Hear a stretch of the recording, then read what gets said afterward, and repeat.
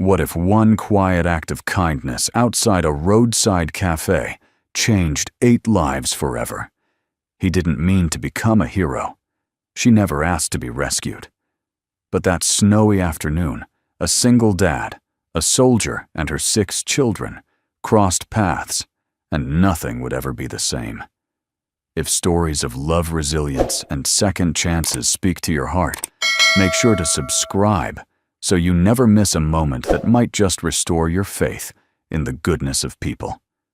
Now, let me tell you what really happened that day. The wind bit like glass.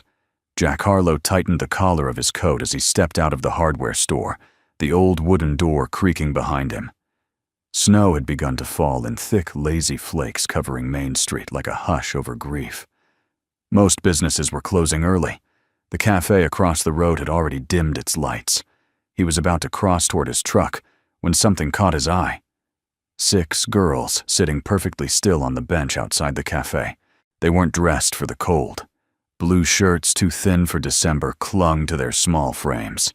Their knees were pulled up to their chests, arms wrapped tightly, faces hidden in the shadows of matted hair and fatigue, like statues of silence and sorrow. Jack's breath caught. Behind them, barely visible in the snow, sat a woman in worn military fatigues. Her posture was upright, stiff, but her head hung low. Snow had started to gather on her shoulders in the creases of her uniform. One hand rested protectively across the back of the smallest child. The other clutched a thin manila folder. Jack stepped forward instinctively. 1 step, then another. She didn't look up until he was within a few feet. Her eyes met his steel blue, fierce but fraying at the edges. Exhaustion lived in her face, but pride held it up like scaffolding. Her lips were cracked, her hands trembled. "I'm not asking for charity," she said, before he could open his mouth. "We just needed somewhere to sit. We'll leave in a minute." Jack didn't reply right away. He looked at the children again. One had her eyes closed, lips tinged slightly blue. Another was rocking back and forth, so faintly, it was almost unnoticeable almost. He crouched in front of the woman slowly so as not to startle the children. He met her eyes again and said quietly, "Ma'am, if no one's offered, then I am. Please, come with me." The woman blinked as if the words didn't register. "I said, I'm not offering a handout," Jack said, voice steady. "I'm offering warmth. I have a home, a spare room, and a heater that works most nights. That's more than this bench can say." One of the girls sneezed. Another whimpered softly. The woman glanced down at her children, then back at Jack. Her jaw clenched. She looked like a soldier torn between retreat and surrender. "I don't know your name," she said, voice thin. "Jack," he replied, "and I'm guessing you're a mom doing the best she can. That's enough for me." There was a long pause. Then she nodded once sharp and military and began to stand. The children stirred. She helped them up one by one, brushing snow from their hair, murmuring their names like a roll call of hope: Ava, Ruthie, Belle, Clara, Grace, and June. Jack led them across the street, his boots crunching through snow that seemed suddenly heavier with purpose. His truck wasn't big, but he made it work, piling blankets from the back seat, warming hands with the vents cranked on high. On the drive home, no one spoke for several minutes. The heater hissed. Jack glanced in the rearview mirror, 6 sets of eyes staring out the window, like they'd just crossed into another country. "Where are we going?" the woman asked quietly. "Home," Jack replied. "Mine for now. Yours if you want it to be."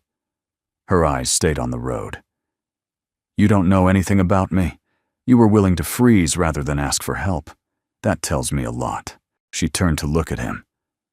"What does it tell you?" "That you're strong," Jack said, pausing, "and tired of having to be." They arrived at a small, weathered farmhouse at the edge of town. The porch creaked under the snow, the warm yellow light inside spilling out like a promise. Jack opened the door wide. The girls filed in, eyes darting nervously, as if touching something might make it disappear. Jack showed them the guest room first, then the den, then the kitchen, where soup was already warming in the slow cooker. The woman stood in the doorway, eyes lingering on a photograph on the mantel. Jack, a young woman, and a little girl, all mid-laugh. My wife Jack said gently, noticing her gaze. Gone 3 winters now. Heart attack. Just me and Maya since. She must have laughed a lot, the woman said. Jack smiled faintly. She believed laughter was resistance. The woman turned away, setting the manila folder on the counter. My name's Naomi, she said quietly. I served 11 years. Last station was Kuwait. Before that, Syria. Afghanistan. I didn't expect to come back like this. You came back, Jack said. That's more than some do. Naomi's eyes shimmered but didn't fall. My husband died in a fire 2 years ago. I was deployed. He was with the girls. Jack nodded slowly. Then we both know something about helplessness. A beat of silence passed between them. Then Naomi whispered, "Why are you doing this, Jack?" He didn't answer right away. Then he looked at her, not with pity, but with something steadier.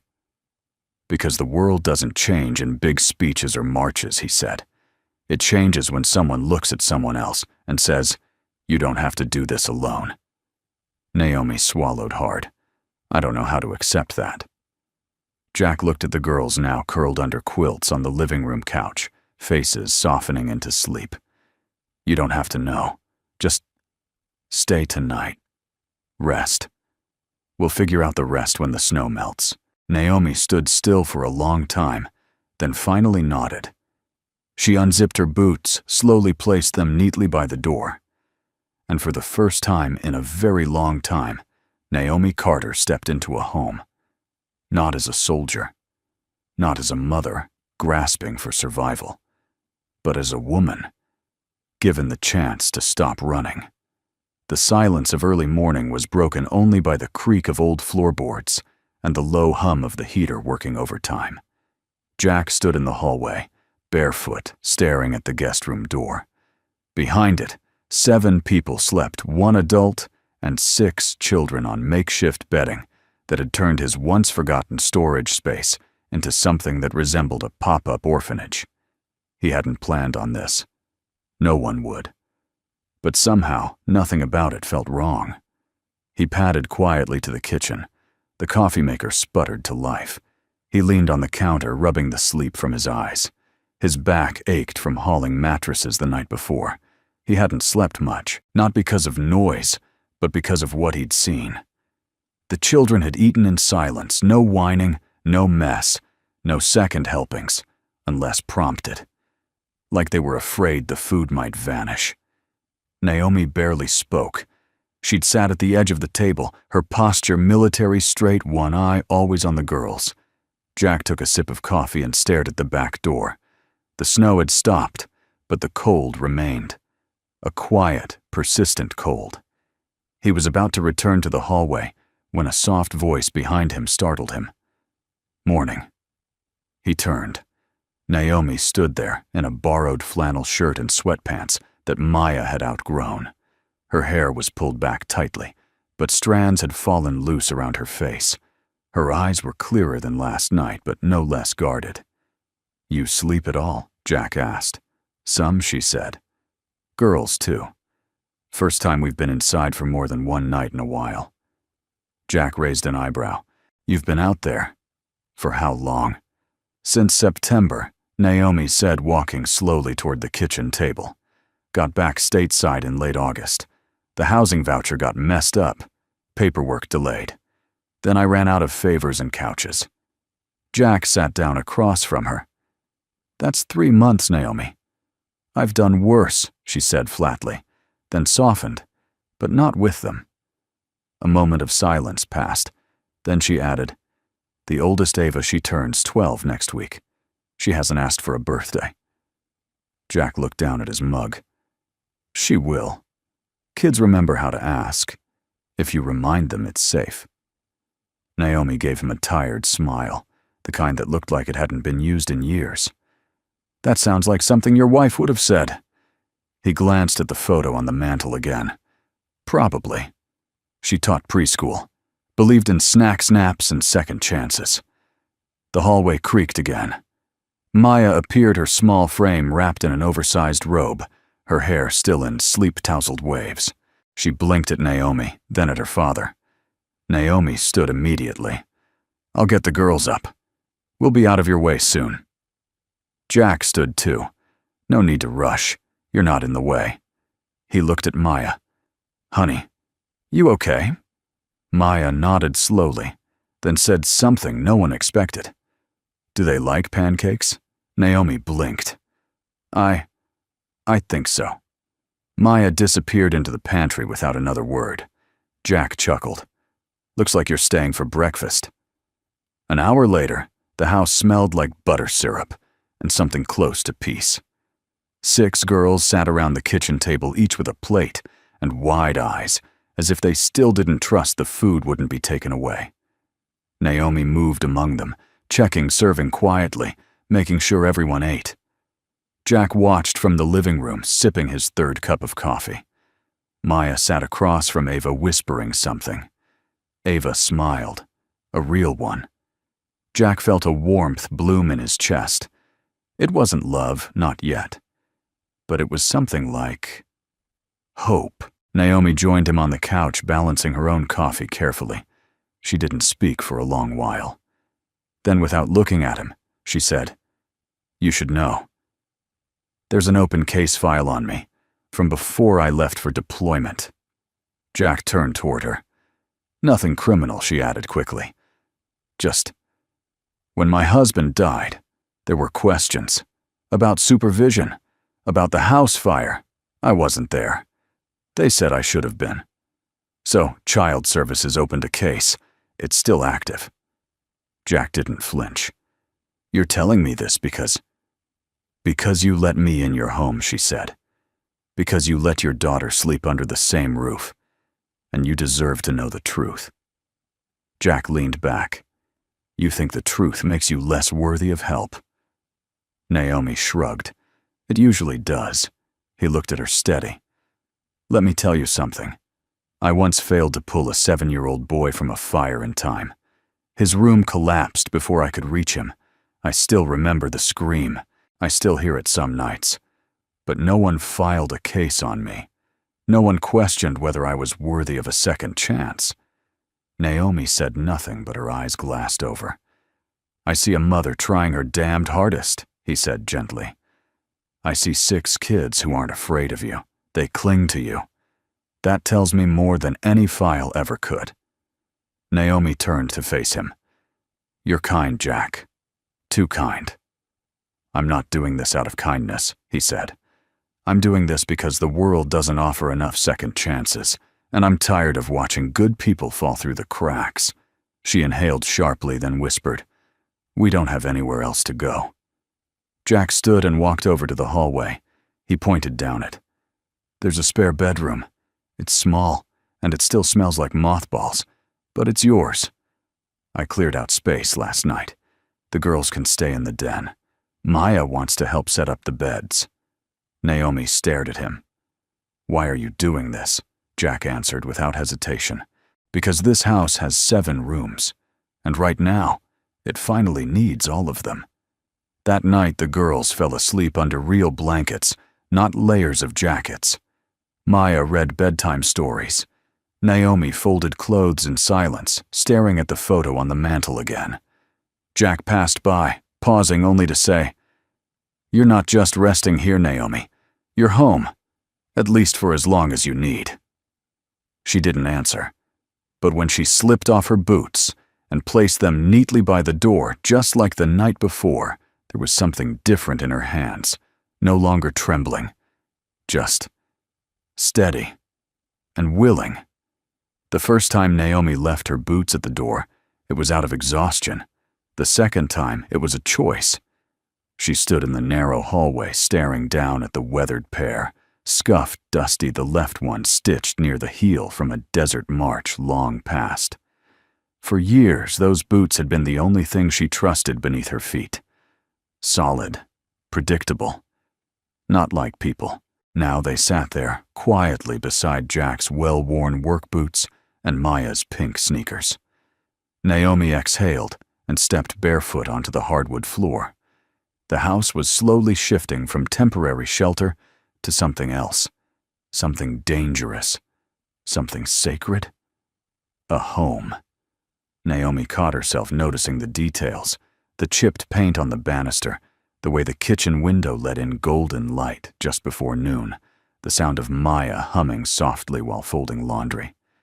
These things didn't belong to her, and yet they were starting to hold her. It scared her more than a war zone.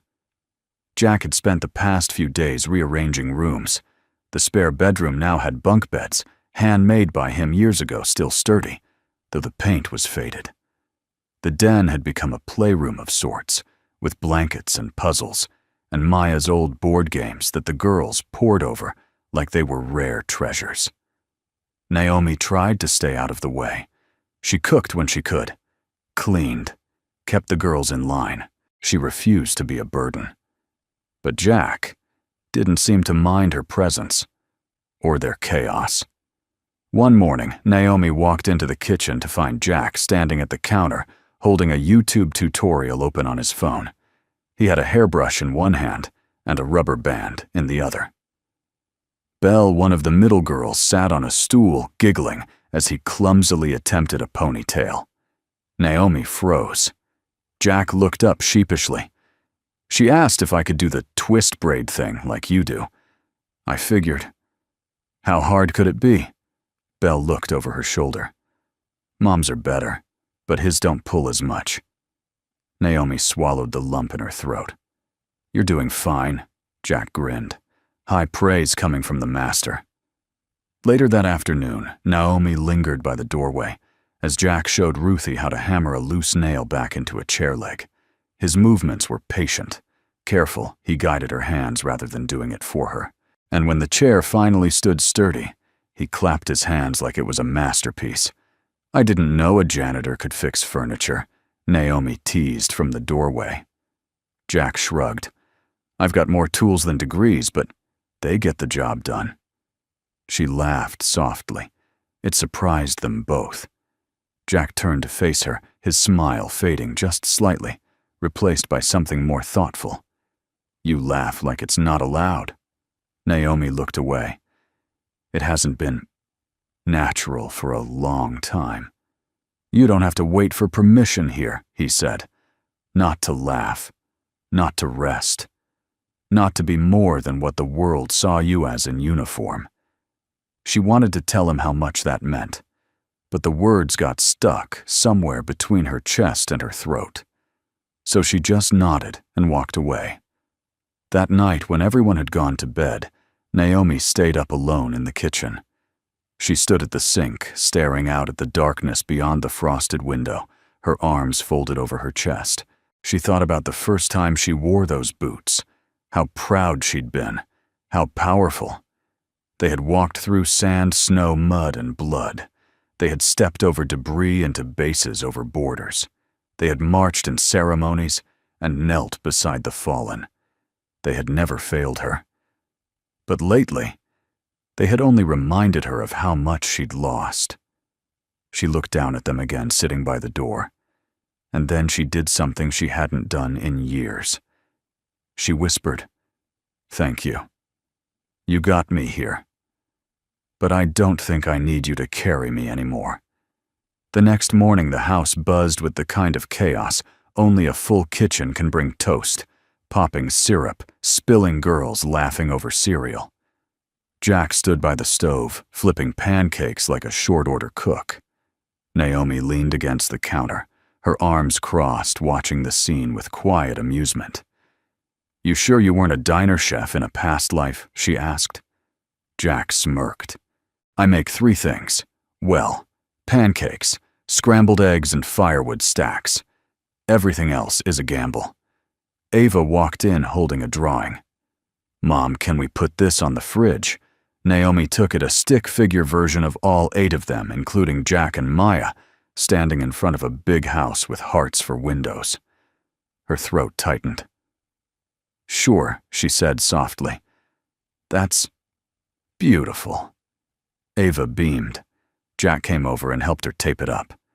Then he looked at Naomi and said in that gentle way of his, "You know, I always thought this house was too big for just me and Maya. But now I think maybe it was just waiting for the right people to fill it." Naomi opened her mouth, then closed it. Her instinct was to deflect, to retreat, to argue. But the truth was she was tired of all that. So instead she replied, "Well, we're not exactly quiet tenants." He smiled. "No, but it's the best kind of noise I've heard in years." That evening, Jack sat on the porch with Maya, watching the twilight roll in. Naomi stepped outside, quietly standing behind them. The girls were inside playing some game with flashlights and giggles. "You always sit out here?" she asked. "Every night," Jack replied. "My wife used to say sunsets are free therapy." Naomi leaned on the railing. She sounds like someone who understood people. She understood pain and joy, and how often they live in the same room. Naomi was silent for a while. Then she said, barely above a whisper, "I don't know what to call this, whatever this is, but it feels dangerous. Like if I let myself believe it's real, it'll disappear." Jack turned toward her. "It won't." "You don't know that." He looked back at the horizon. "No, but I know this pain teaches us to be ready for the fall. But sometimes, it's okay to learn how to stand still again." Naomi looked at him for a long time. Then she glanced down at the doorway where her boot still sat, still, waiting. And for once, she didn't feel the need to put them back on. The knock came just after noon. 2 sharp raps, polite, but purposeful. Naomi froze mid-stir at the stove, the scent of tomato soup and grilled cheese filling the kitchen. Her eyes darted to the front window, but the curtains were drawn. Jack was in the backyard chopping wood. The girls were sprawled across the living room floor, building a pillow fort with Maya. Another knock, this time softer, but more insistent. Naomi wiped her hands, stepped quietly to the door, and opened it just enough to peek out. A woman in a gray windbreaker stood on the porch, clipboard in hand. Mid-40s, neat bun, sharp eyes. Behind her, a sedan idled at the curb. "Good afternoon," the woman said with a clipped smile. "Are you Naomi Carter?" Naomi's body tensed. She stepped outside and pulled the door gently shut behind her. "Yes. May I ask who you are?" The woman flipped open her badge. "Emily Roberts, Department of Child and Family Services. We received a routine update regarding your file and wanted to check in on your current living arrangement." Naomi's stomach dropped. The clipboard, the badge, the tone, it was all too familiar. "I wasn't notified anyone would be coming." "It's a courtesy visit," Roberts said smoothly. "We've been unable to reach your previous listed address or your social worker. You're technically still under review, and we need to ensure the children's well-being." Naomi folded her arms tightly. "My girls are fine. I'm sure they are," Roberts replied. "Would you mind if I step in for just a few minutes?" Naomi hesitated. A dozen instincts warred inside her military maternal survivalist. But before she could answer, the door creaked open behind her. It was Jack. "Everything okay?" he asked, wiping his hands on a towel. Naomi gave him a tight look, but Roberts stepped forward, extending her hand. "Emily Roberts. DCFS. Just a routine check." Jack shook her hand calmly. "You're here about the girls." "Yes.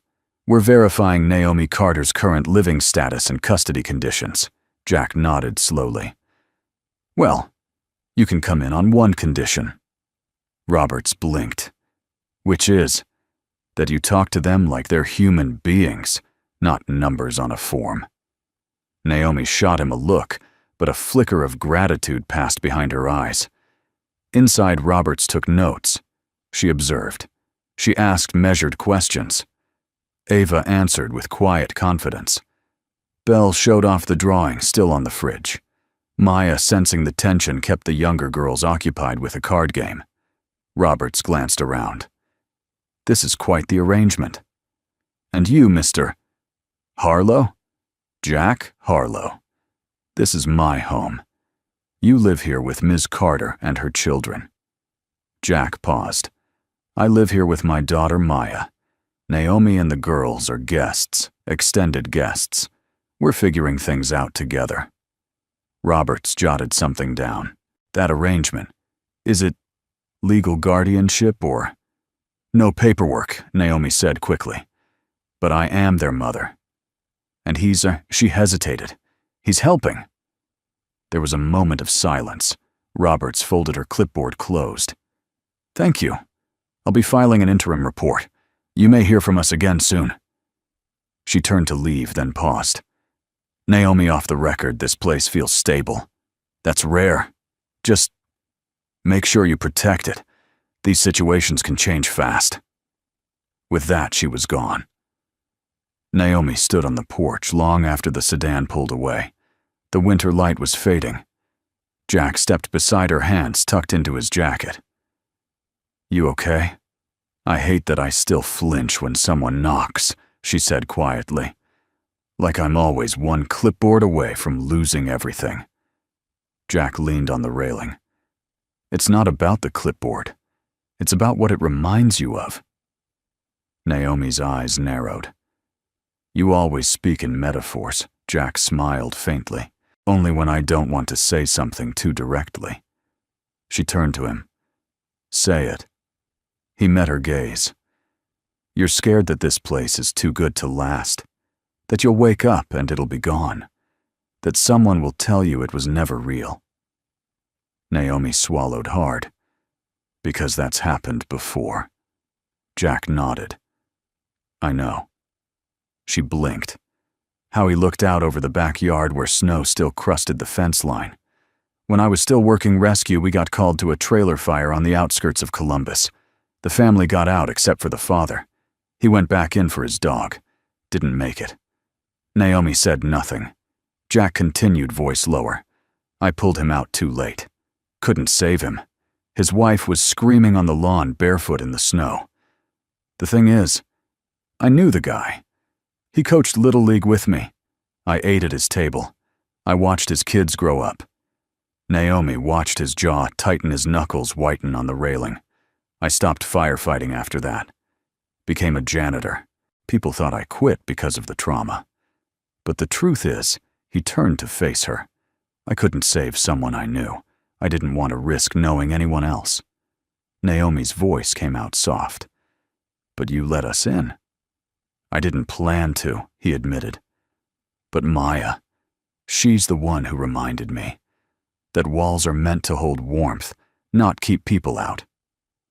Naomi exhaled the breath visible in the cold. I don't know if I'm ready to trust this. You don't have to, Jack said. But the door's open, the lights are on, and dinner's still warm. She looked back toward the house. Through the window, she saw Ava helping Maya fold blankets. June was dancing with Clara in the hallway. Belle was trying to sneak a second cookie. Naomi's voice was almost a whisper. I didn't think I could have this again. Not after what happened. Jack looked at her steady.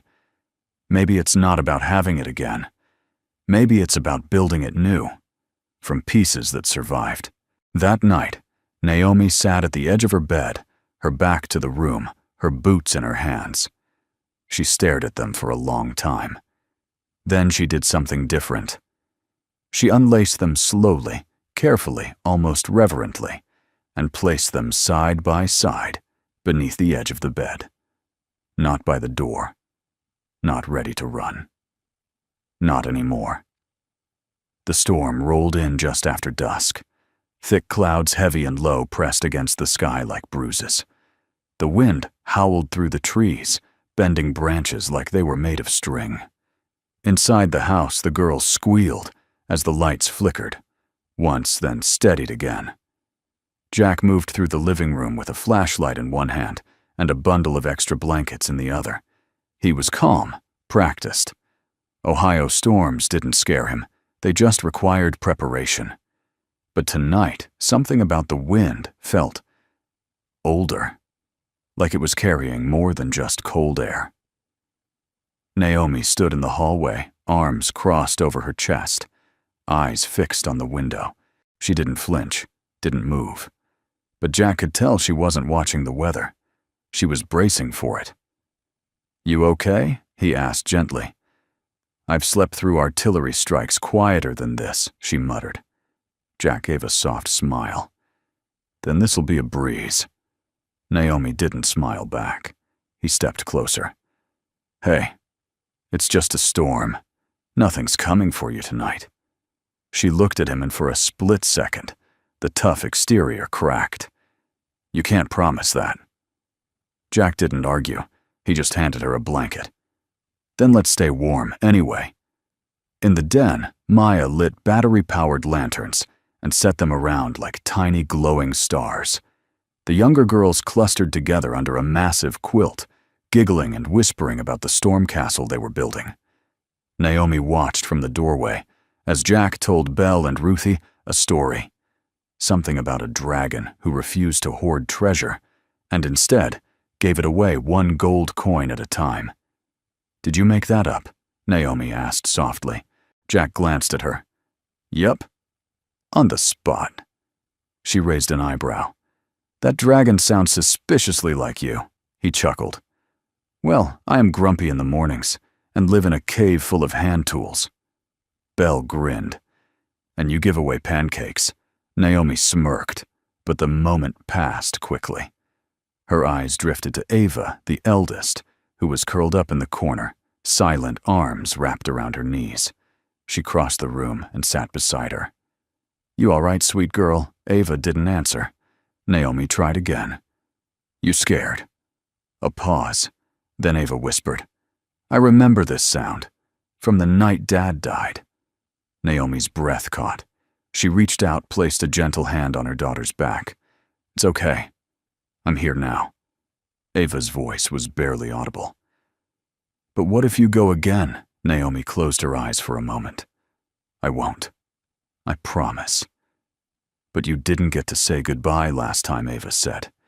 "We didn't even know if you knew." Naomi swallowed the lump rising in her throat. She wanted to say something, anything, but her voice failed her. Then a soft voice came from across the room. "I didn't get to say goodbye either," Maya said.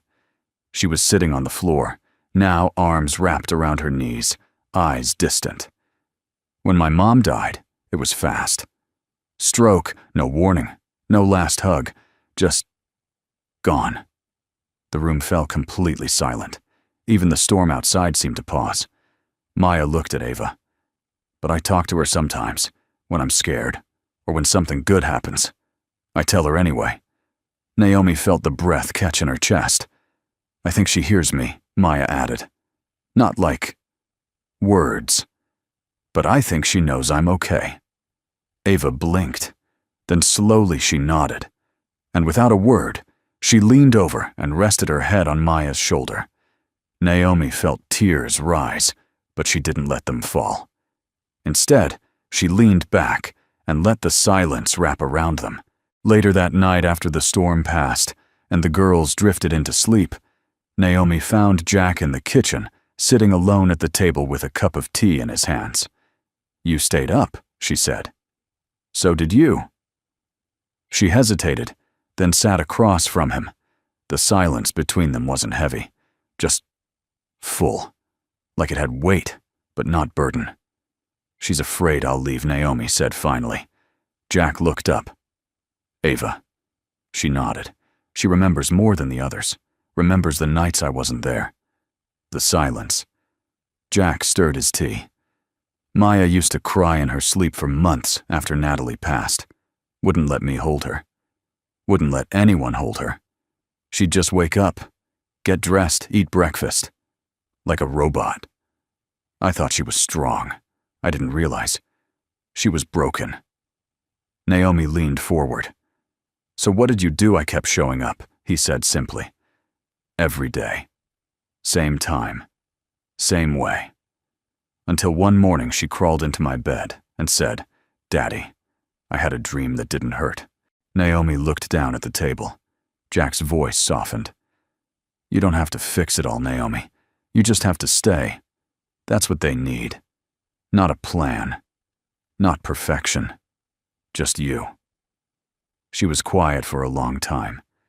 Then she said, "I never learned how to stay. I only ever learned how to go."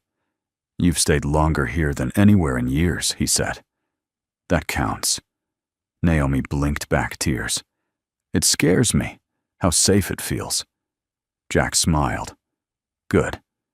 The best kind of love is always a little terrifying." Before heading to bed, Naomi walked through the darkened house one last time. She checked on the girls, pulled up blankets, kissed foreheads. In the den, she paused beside the blanket fort, where Ava and Maya slept side by side. She whispered, "Thank you," and turned away. Then, without thinking, she walked to the front door. The boots were still there, lined up neatly. But this time, she didn't reach for them. Instead, she walked past them barefoot and climbed the stairs toward the only place that felt like peace. She didn't have all the answers, but tonight, she stayed. And sometimes, that's the bravest thing a person can do. It arrived on a Thursday, an unassuming white envelope with a government seal and a computer-generated label that made Naomi's stomach knot before she even opened it. She stood by the mailbox, the wind tugging at the hem of her borrowed cardigan, and stared at the envelope like it was ticking. Her name was printed in bold. Below it, the return address, Department of Child and Family Services. Naomi didn't need to open it to know what it was, but she did anyway. Inside, the language was sterile, cold, efficient like always. A routine notification of status. A reminder that the case was still under review. A caution about unauthorized housing. A warning that placement might be reevaluated pending living conditions. She read it twice, then once more, and then she folded it. Neatly, slid it back into the envelope, and pressed it tight against her chest. Jack found her 20 minutes later, sitting on the back porch steps unmoving. The girls were inside playing a board game. Maya was helping June with her reading. It should have been a peaceful afternoon. But Naomi's face was pale. Still. He sat beside her in silence. After a minute, she handed him the envelope. He opened it slowly, scanning the words. Then he lowered it to his lap and looked at her. "It's not a removal notice." "No," she said flatly. "But it's a warning." Naomi nodded. "They're saying this setup might not be permanent. They're saying if I don't prove I can provide a stable, independent home, they'll consider relocation." She swallowed hard. "They'll take my girls." Jack stared at the trees for a long moment, jaw tight. Then he asked quietly, "What do you want to do?" Naomi didn't answer. "Not right away." "I want to run," she admitted finally. "Pack them up. Find a cheap motel. Disappear. It's what I've always done." Jack didn't react. He just waited. "But," she continued, voice trembling, "they're different now. I'm different. Belle sings in the shower. Ava writes poems. June lets people hold her hand. We're not who we were 3 months ago." Jack turned to her. "You don't have to run, Naomi. You don't understand." "No," he interrupted gently. "I do. Every instinct is telling you to get out before you lose them. But listen to me. Leaving won't protect them. It'll prove the state right." Naomi covered her face with both hands. "What if I'm not enough?" "You're not alone," Jack said. "That's the difference." She lowered her hands. Her eyes met his, raw and scared. "Then help me. Please. Help me fight." Jack nodded once, every step. The next morning, Jack was waiting at the kitchen table with coffee and a notepad. Naomi sat down slowly, eyebrows raised. "We're making a case," he said. "Like a real one. Legal, organized, undeniable." Naomi blinked. "I thought you were a janitor." "I am," he said, smiling. "But I used to date a paralegal. I learned how to use highlighters and tabs." She chuckled barely, but it was there. Jack pulled out the yellow pad and read off Item 1, secure a letter of recommendation from the school. "Belle and Clara are enrolled now, right?" Naomi nodded, leaning in. Item 2, he continued documentation from the clinic about their checkups last week. Proof of consistent medical care. Naomi added, "I can get a statement from the social worker at the shelter we were in before here." "Perfect," Jack said. Item 3, affidavits from character witnesses. Naomi snorted. "Like who? I haven't talked to anyone but you." "Then start with me." She looked up, surprised. "I'll testify," Jack said plainly. "I'll write, I'll speak. I'll stand in front of anyone and say exactly what I've seen. A mother who wakes up early, who checks homework, who teaches her kids to apologize, and makes them believe they matter." Naomi opened her mouth, but no words came. Instead, tears slid silently down her cheeks. Jack didn't rush her. After a moment, she wiped her eyes and said, "We'll need photos, evidence of daily life." "I've got a camera," he said. "Legal counsel. I know a guy. You know a guy." Jack grinned. "He's 73 and half deaf, but he owes me from when I fixed his well pump last year." Naomi laughed, really laughed. "We're building a defense team out of retirees and handymen. Better than nothing," Jack said. "And this house, it's proof, too. They'll see it's not perfect, but it's full. It's safe." Naomi looked around. At the clean floors, the drawings on the fridge, the distant laughter from the den. "It's more than safe," she whispered. "It's the only place we've been able to exhale." That afternoon, Naomi gathered the girls. She knelt in front of them, hands on her knees, eyes serious but warm. "We're going to have some visitors soon," she said. "People who'll ask questions. About us. About how we live." "Are we in trouble?" Belle asked, brow furrowed. "No, sweetheart. But we need to show them that this is our home, that we want to stay. Can you help me with that?" 6 small heads nodded. "And if they ask what you like most here," Naomi added. Voice shaking, "Tell them the truth. Whatever that is." Clara raised her hand shyly. "Can we say the pancakes?" Naomi smiled. "Absolutely." That night after the girls went to bed, Naomi stood at the doorway again, staring at her boots. They were still there, untouched, patient. She bent down, fingers grazing the laces. But instead of putting them on, she pulled a sheet of paper from the side table drawer. And she wrote. She wrote to the Department of Child and Family Services. But more than that, she wrote to the version of herself that had once believed she had to choose between being a soldier and being a mother. She wrote with clarity, with pride, and for the first time in years, without fear. She signed it, folded it, and slipped it into an envelope. Then she placed the envelope beside her boots and left them both by the door. In the morning, she would send it. And she would stay. The morning of the hearing was colder than expected. Gray skies, frost on the windows, and silence that clung to the walls like damp air. Jack brewed coffee while Naomi stood at the kitchen sink, staring out into the stillness. She'd barely touched her toast. The girls were dressed and packed into the car, giggling nervously with Maya, not quite understanding the weight of what the day meant. But Naomi understood. Today wasn't a court date. It was a line in the sand, between losing them and keeping them, between surviving and finally living. "You okay?" Jack asked, gently pouring coffee into her favorite mug, the one with the faded yellow sunflower. Naomi didn't turn. "I keep hearing the judge's voice in my head before we've even walked in.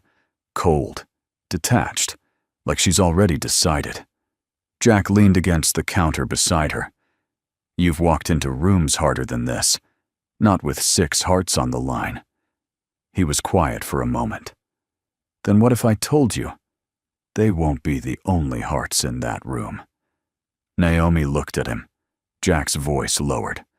Because mine will be there too. And I'd bet my life it's beating for the same reason as yours. She blinked hard. Jack. He didn't let her finish. He just reached out and gently took her hand. Let's go fight for what we already know is ours. The courthouse sat like a forgotten relic in the center of the county, a red brick building with brass plaques, old wood paneling and hallways that smelled faintly of lemon cleaner and bureaucracy. Naomi's stomach twisted as they passed security. Every step echoed louder than the last. Jack walked beside her, with calm purpose, carrying the file folder thick with evidence, letters, photos, and statements. The girls waited in a small side room with Maya and a kindly volunteer who offered juice boxes. Ava gave Naomi a quick, fierce hug and whispered, "We'll be okay, Mama." Naomi swallowed her fear and nodded. She hoped the lie in her smile looked like truth. The hearing room was smaller than Naomi expected, almost intimate. A round table, a judge in dark robes, a clerk, a court liaison. No jury. No audience. Just the people whose words would define her future. Case 3247C, the clerk announced. Naomi Carter, re minor dependents. Ava Ruthie, Belle, Clara Grace, and June Carter. Informal custody review under Section 6 emergency placement. The judge looked over her glasses. Ms. Carter, do you understand why you've been called today? Naomi stood. Yes, Your Honor. You are currently residing in a home not legally designated as your primary residence. You have not yet obtained permanent employment, and your previous record remains unresolved. Is that correct? Yes, Naomi said again, steadier. Jack stood beside her and placed the folder gently on the table. Permission to speak on her behalf, he asked. The judge blinked. And you are Jack Harlow, legal guardian of Maya Harlow, owner of the residence in question, and the man who's witnessed every single day for the last 3 months exactly the kind of mother this woman is. The judge raised an eyebrow. Proceed. Jack opened the folder, hands steady. She wakes up before dawn, packs 6 lunches, checks homework, braids hair. She reads bedtime stories, mediates toy disputes like a diplomat, and when she's not caring for them, she's helping elderly veterans at a community kitchen with my daughter. He looked directly at the judge. She doesn't have a paycheck yet, but she has purpose. She doesn't have her name on a lease, but she has made a home. And I'm here to say formally that home includes me. Naomi's breath caught. The judge looked surprised. Are you offering shared guardianship, Mr. Harlow? I am, Jack said. Not because she needs rescuing, but because families are built when someone says, I'm with you no matter what. There was silence. Then the judge leaned back. Do you have any supporting evidence? Naomi stepped forward, voice trembling but clear. We've submitted letters from teachers, clinic records, statements from our neighbors, a notarized letter from my former commanding officer, and a handwritten letter from my daughter, Maya. She glanced at Jack. She asked to write it herself. The judge skimmed through the file. I see it. She unfolded the page. My name is Maya Harlow. I'm 10. I live with my dad, and now with 6 new sisters. They are loud, sometimes messy, and they steal my socks. But I like it. Naomi is not my mom, but she tucks me in. She taught me how to make eggs.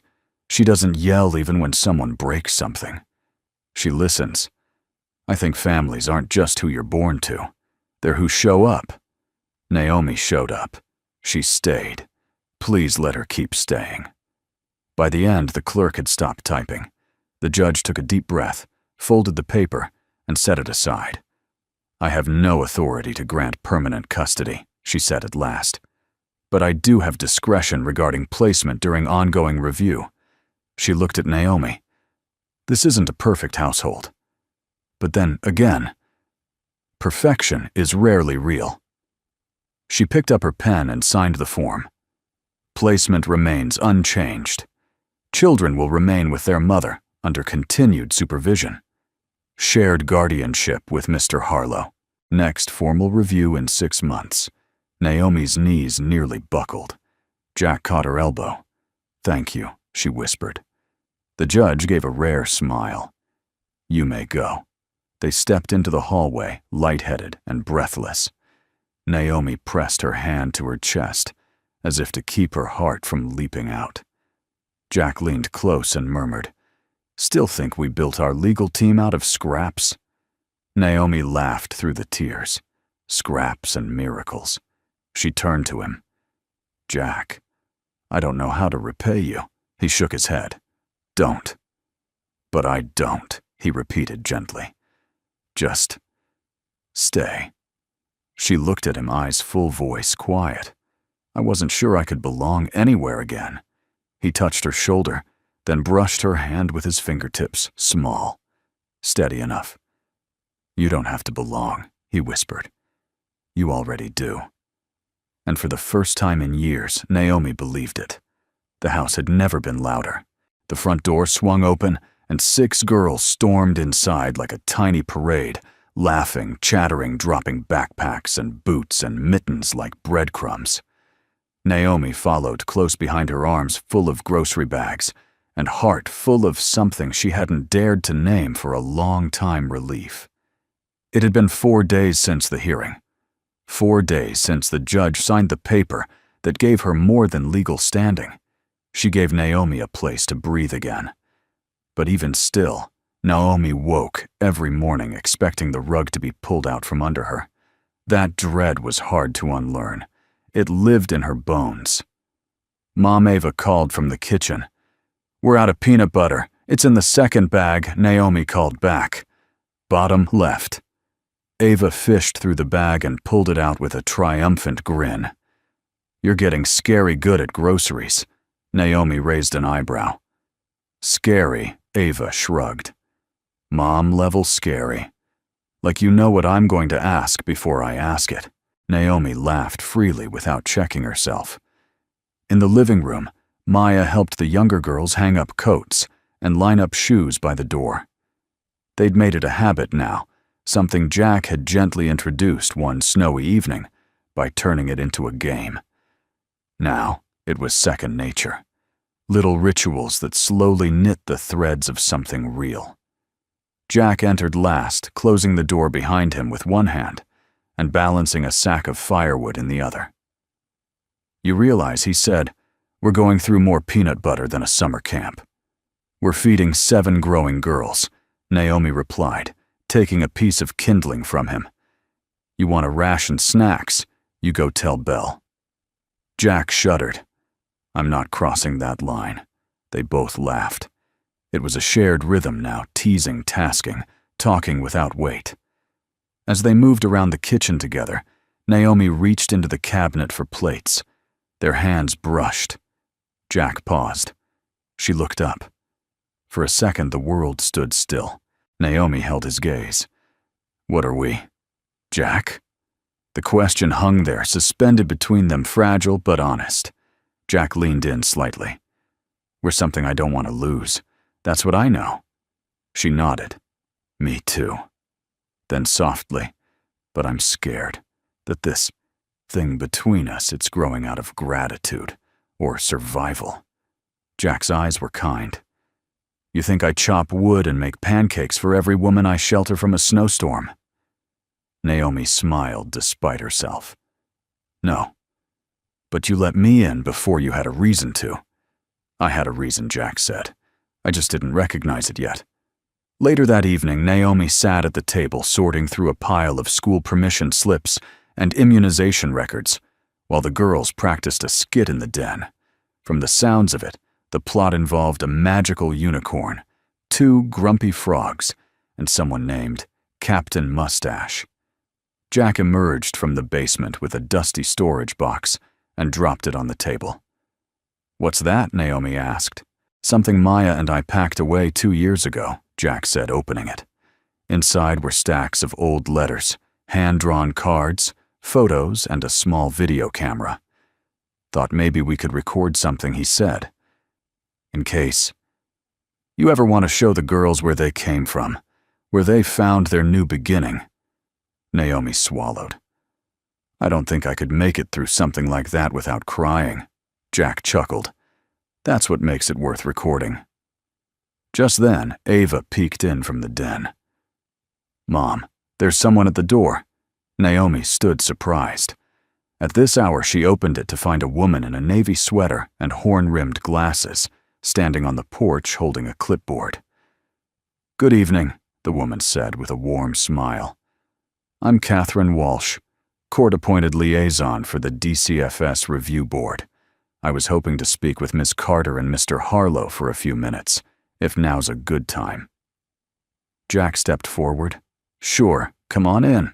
The woman entered, taking in the sight of the house coats, on hooks drawings on the wall, soup simmering on the stove.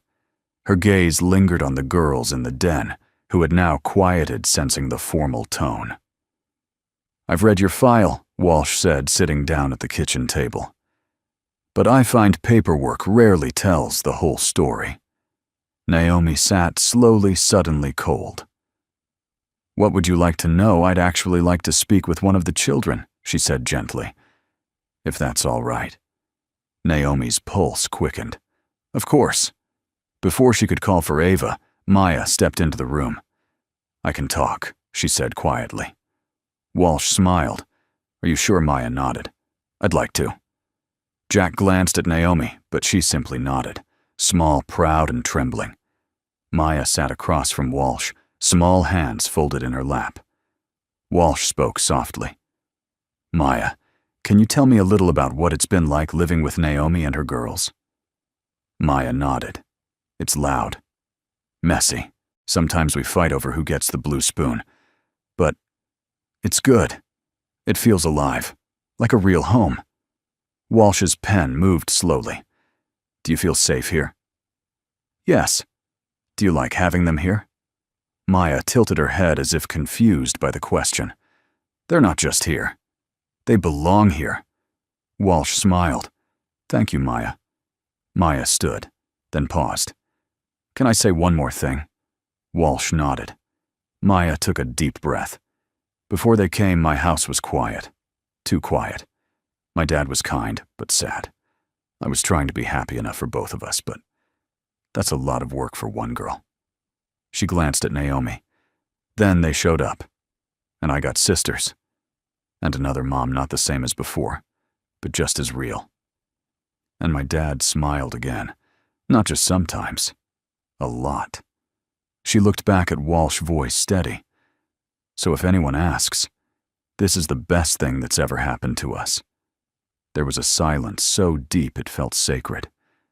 Walsh wrote nothing more. She simply stood, shook hands, and said, "I'll be filing a positive recommendation. You'll hear from us again soon. But off the record, I wish every home I visited looked like this." She left quietly. Naomi turned to Maya, voice barely a whisper. "That was beautiful." Maya smiled and shrugged. "I meant it." Jack pulled her into a hug. Naomi joined them, wrapping her arms around both of them, finally allowing herself to hold, not brace. No speeches, no declarations, just warmth, and the certainty that when one brave voice speaks with truth, it can echo louder than any gavel ever could. The formal letter arrived 2 weeks later. Naomi held it in her hands, heart pounding as she stood in the center of the kitchen, surrounded by morning light and the low hum of the dishwasher. She didn't open it right away. Instead, she ran her fingers along the crease, feeling the weight of what it could mean. Jack stepped in behind her, still drying his hands with a towel. "Is that it?" Naomi nodded. "I think so." "You want me to read it?" She shook her head, opened it slowly, and scanned the first few lines. Her breath hitched. Approved for continued placement. Family reunification supported. Joint guardianship recommended for 6-month review. Her shoulders sagged in relief. They're letting us stay. Jack let out a slow breath. Of course they are.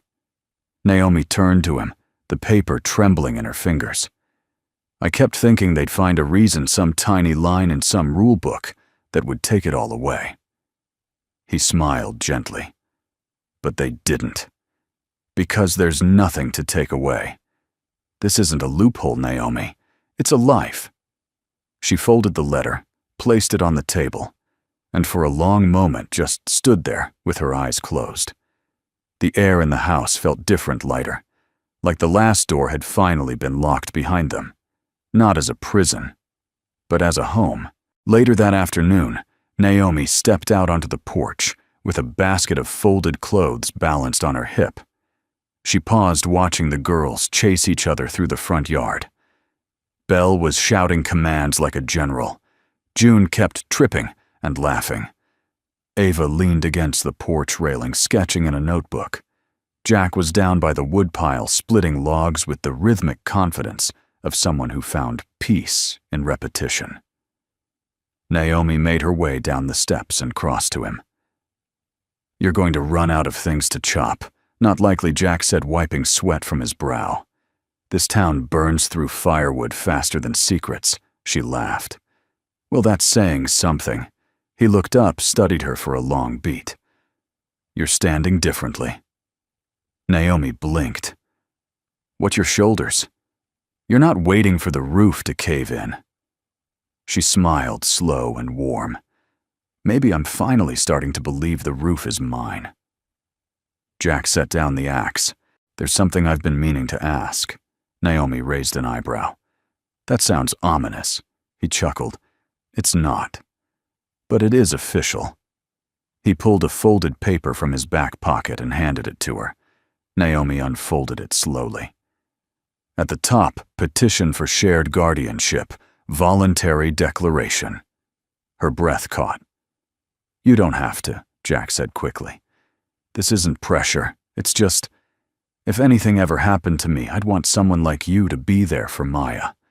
And I want to be there for your girls. Not just practically. Fully." Naomi stared at the form, then back at him. "You really want this?" "I already have it," Jack said. "The paperwork just catches up." She smiled, tears rising. "Then let's sign it."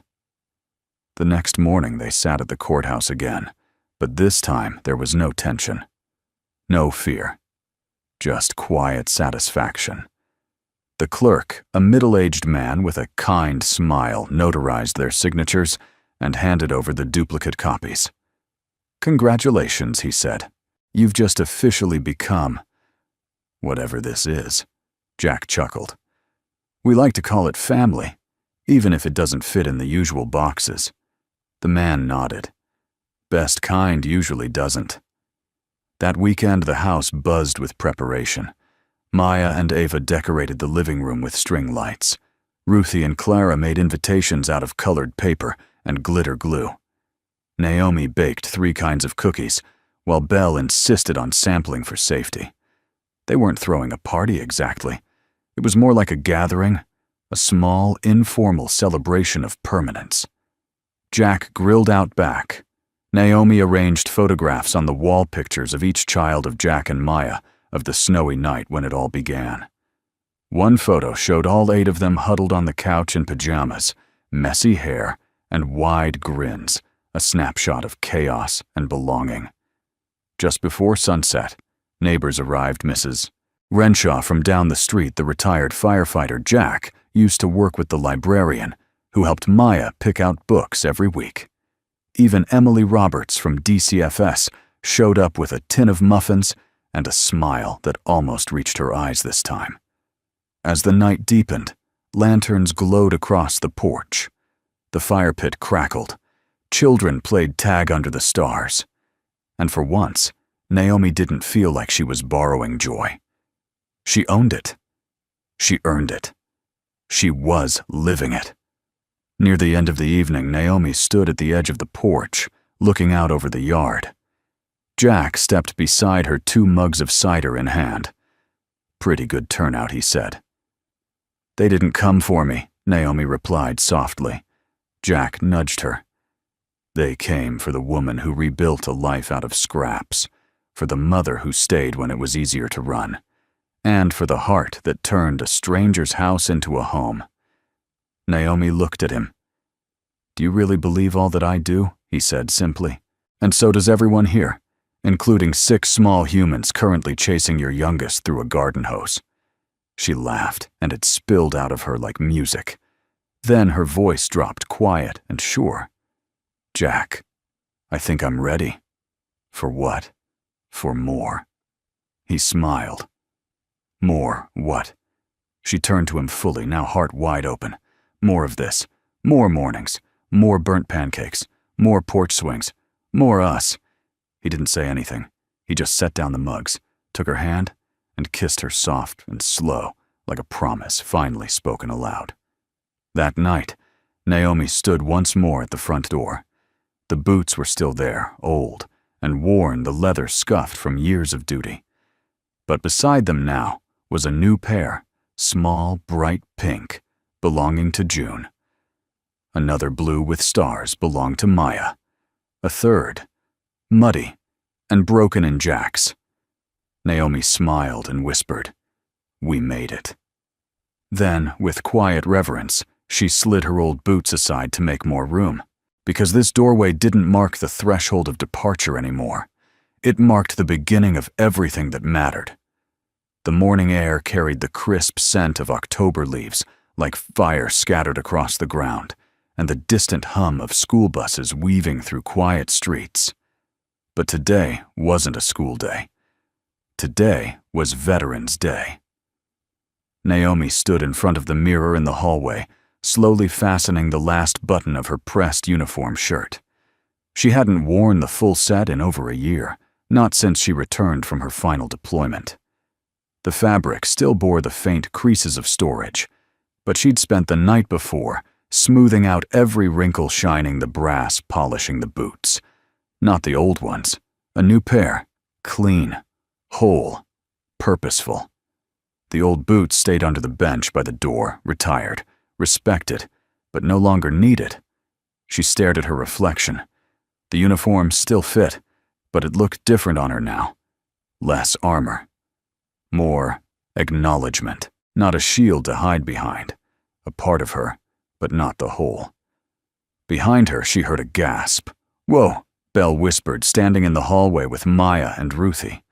"You look like a superhero." Naomi turned, lips curling.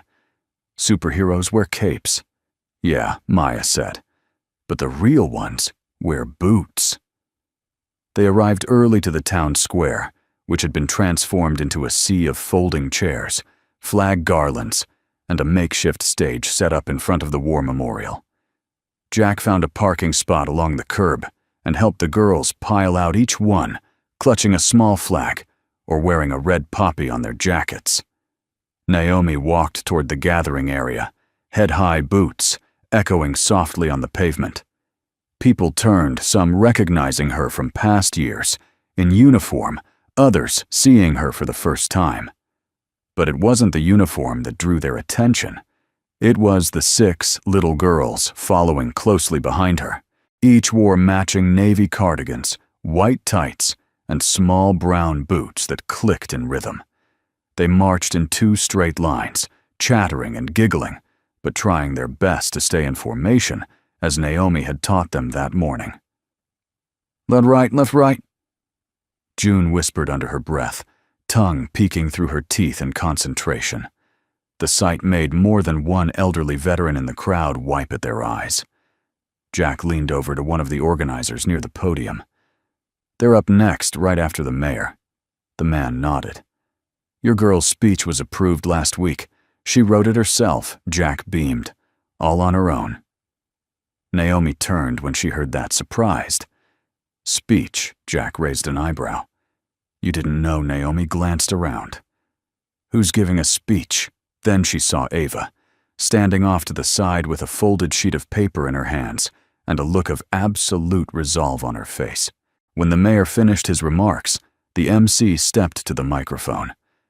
And now we have a few words from someone who represents the voice of a new generation of gratitude. Please welcome Miss Ava Carter. The crowd applauded politely as Ava approached the podium. Naomi's heart pounded. She hadn't known this was coming. Ava had kept it quiet. But now, standing alone before 100 strangers, Ava unfolded the paper and cleared her throat. My name is Ava Carter. I'm 12 years old. My mom is a soldier. She paused, eyes scanning the crowd. She didn't come home the way other moms do. She came back with tired eyes and hands that shook sometimes. She came back quieter, heavier. But she came back. Naomi's throat tightened. She brought us here after we lost everything. And for a while I thought we were still lost. I thought maybe we'd always be drifting from couch to motel to bench, until we met Mr. Jack and Maya. She smiled. Jack shifted beside Naomi, blinking rapidly. In their house, we didn't just find shelter. We found soup on the stove, stories at bedtime, a back porch for watching fireflies, and someone who looked at my mom like she wasn't broken. Naomi blinked hard, her lips parted. I know Veterans Day is about honoring those who served, Ava continued, her voice clear. So today I want to honor my mom not just for the uniform she wore overseas, but for the courage it took to keep loving us when she was running on empty, and for staying, even when she didn't know how. A pause.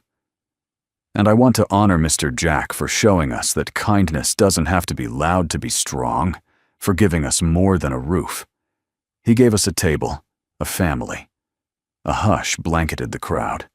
Then Ava stepped back from the mic, folded her paper, and walked down the steps. The applause didn't erupt. It rose slowly like dawn. Warm. Lasting. Real. After the ceremony, people approached Naomi, shaking hands, thanking her, complimenting the girls. Some were parents. Others were veterans. One elderly man in a wheelchair simply saluted her with tearful eyes. But the only words that stuck came from a quiet voice as they reached the car. Did I say too much? Ava asked nervously. Naomi knelt down and cupped her daughter's face. No, sweet girl. You said everything. That night, as the sky turned indigo and the house settled into its evening rhythm, Naomi stepped outside with Jack. They sat side by side on the porch swing, listening to the laughter drifting from inside. She blindsided me, Naomi said, shaking her head with a smile. I know, Jack replied, but she said exactly what needed to be said. Naomi looked at him. You think so, I do. And she's right. You didn't come home the same, but you came home better. Naomi was quiet a long moment. Then I keep waiting for someone to tell me I don't deserve this. Jack turned to her. Then let me be the one to tell you. You do. Every moment. Every breath of it. She rested her head on his shoulder. You think we'll be okay? We already are. Inside the house, 6 pairs of little boots lined the wall, scuffed and dusty from marching in grass and gravel. And beside them, Naomi's new boots stood tall, worn and just enough to prove she'd walked some hard roads, but not alone. Not anymore. The first snow of winter arrived quietly, the way life's biggest moments often do, without thunder, without warning. Just a fine dusting of white that kissed the trees, softened the rooftops, and turned the fields behind the farmhouse into a page waiting to be written. Inside the kitchen, the windows fogged with warmth, as Naomi stirred a pot of soup, humming under her breath. Belle and June chased each other in socked feet across the floor. Maya helped Clara set the table, while Jack carried in firewood, brushing flakes from his coat. It wasn't a holiday. It wasn't a birthday. It was just a Tuesday. But in Naomi's heart, it felt like something more, a kind of anniversary one, not marked by a date on the calendar, but by the absence of fear. by the gentle everyday miracle of not wondering if it would all disappear. She looked up as Jack entered, cheeks flushed from the cold. "You're late." "Snow slowed me down," he said, shaking his coat loose. "Also, Ruthie insisted on sending me with a list of exactly 17 marshmallows for the hot cocoa." Naomi grinned. "She's learning standards." He smiled at her in that way he did, soft, amused, and always a little in awe. Later that evening after dinner and board games and giggles that stretched far past bedtime, the house settled into a quiet hum. Naomi stood in the living room, picking up stray socks and refolding a blanket that had been turned into a dragon cave just hours earlier. Jack stepped beside her, holding 2 mugs of peppermint tea. "Want to sit for a bit?" "Do I have a choice?" He raised an eyebrow. "You always have a choice. That's what makes it real." She took the mug, letting her fingers warm around it. "Do you ever wonder how this became our life all the time?" Jack said. "Especially when I find glitter in my coffee." Naomi chuckled, then turned serious. "But really, I used to think I didn't deserve this, that I'd missed my chance." "You didn't miss anything," he replied. "You just hadn't reached the place where you were meant to stop." She tilted her head. "Stop," Jack gestured toward the front door. "Your boots. I see them every day by the bench. They haven't moved in weeks." Naomi smiled slowly. "They used to be the first thing I touched every morning. My signal to be ready. To run. To defend. To leave if I had to." Jack's voice was gentle. And now, she looked toward the doorway where her boots sat alongside the small, muddy ones of her girls and Maya's favorite purple sneakers. "Now they're just boots," she whispered. "Not a shield. Not a ticket out. Just something that got me here." The following morning, Naomi woke early. Before the sun, before the noise. The house was still. She pulled on a sweater and stepped out onto the porch, the boards creaking softly beneath her feet. Snow blanketed everything. The fields shimmered silver. Smoke curled from the chimney, and on the porch swing sat Ava, wrapped in a blanket notebook on her lap. "You're up early," Naomi said, sitting beside her. "I like the quiet," Ava replied. "It feels honest." Naomi glanced at the page in her lap. "More poems," Ava nodded. "This one's about beginnings." Naomi smiled. "You've had your share." Ava looked up, eyes wise beyond her years. "I used to think you were sad all the time. But now I think maybe you were just tired of pretending to be strong." Naomi blinked, caught off guard. "Where'd you learn that?" Ava said, simply. They sat there for a while, mother and daughter soldier, and survivor, just 2 women watching the world turn white. Then Ava said, "I'm glad your boots stayed." Naomi reached over and gently squeezed her hand. "So am I." That afternoon they built snowmen in the yard. Maya insisted hers needed glasses. Ruthie tried to give hers a crown made of pine cones. Jack carved a sled path down the hill behind the barn, laughing like a man half his age, as the girls raced down screaming with joy. Naomi stood at the top of the hill, arms crossed, boots, firm in the snow, watching the people she loved carve joy into the world. Jack trudged up beside her, slightly out of breath. "Still think you're not ready for more?" She shook her head, smiling. "I'm not ready. I'm already in it." He looked at her for a long moment. "So, what now?" Naomi turned to him, eyes clear. "Now we keep going. No marching, no running. Just walking. Together." Jack reached for her hand. I liked the sound of that. That evening, after the girls were in bed, Naomi sat on the floor near the front door. She reached beneath the bench and pulled out the old boots. Scuffed. Weathered. Carriers of 1,000 silent stories. She held them for a long time. Then stood. Jack watched from the stairs as she stepped outside, boots in hand, and disappeared behind the house. When she returned, her hands were empty. "You buried them?" he asked gently. Naomi nodded. "Near the big oak tree, the one with the wide roots. I thought it was a good place to lay them down." Jack walked over, wrapped his arms around her. "They carried you far," he whispered. "But they don't need to carry me anymore," she said, resting her head against his chest. "I'm already home." And in the quiet stillness of a house, once meant for two, now bursting with life, laughter, and love, a woman who once only knew how to leave, finally chose to stay. Forever. And just like that, a single act of kindness became the beginning of something lasting. Not a rescue, not a fairy tale, but a family built from courage, trust, and the quiet choice to stay. If this story touched your heart, we'd love to know, where in the world are you watching from today? Leave a comment below and be part of this growing circle of kindness. And if you'd like to hear more stories like this, full of heart, hope, and healing, feel free to subscribe. We'll be right here, sharing one story at a time. Thank you truly for spending part of your day with us. It means more than you know.